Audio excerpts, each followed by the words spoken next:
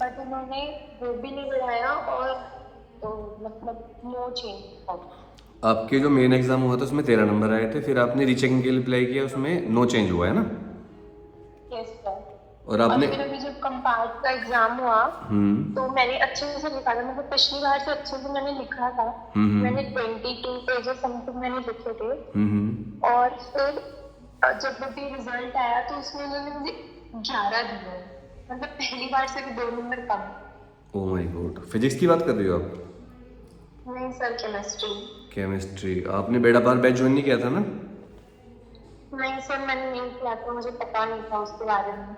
बेटा आप कर लेती तो आप पास हो जाती, बट अब आपके पास एक ही ऑप्शन है कि आप तैयारी करो। मुझे बहुत दुख हुआ आपकी बात सुनकर कि आपके साथ ऐसा हुआ। अब आप तैयारी करो दोबारा, और अगले साल प्राइवेट फॉर्म भर के अगले साल पेपर देना।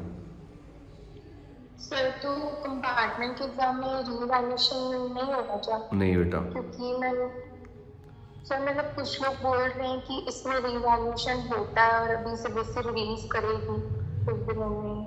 देखो अभी तक कोई वो भी सीबीएसई का सर्विसेज ऐसा है। नोटिस नहीं आया है, अगर होता तो अब तक आ जाता।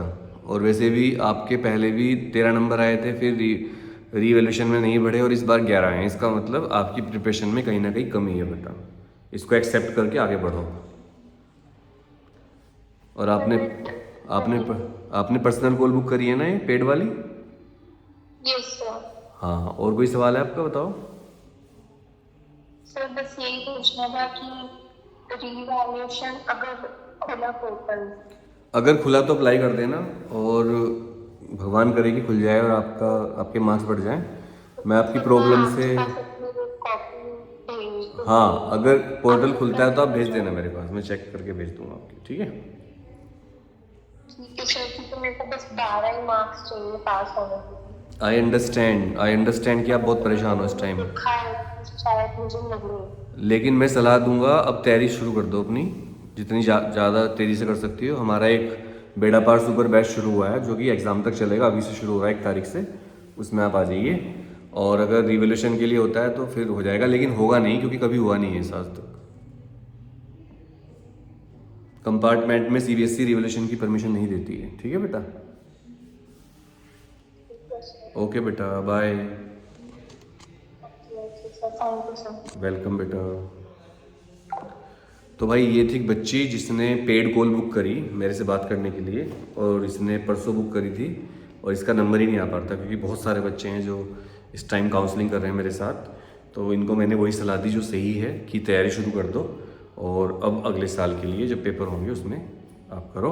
अगर आप भी कंपार्टमेंट में दोबारा आपकी कंपार्टमेंट आ गई है, री कंपार्टमेंट या आरटी, या फेल हो गए हैं आप, तो टाइम वेस्ट ना करते हुए सच्चाई को स्वीकारें और अगले साल की तैयारी कर दें। और मैंने एक बैच बनाया है अभी, बेड़ा पार सुपर, ये ज्वाइन कर लें। इसकी फ़ीस 30,000 रुपीज़ है, और इसमें बस मैक्सिमम 10 बच्चे एक साथ पढ़ते हैं।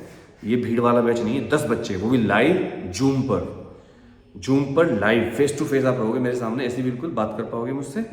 और ये फिजिक्स, केमिस्ट्री और मैथ्स तीनों सब्जेक्ट के अवेलेबल है। Thank you very much. जय हिंद।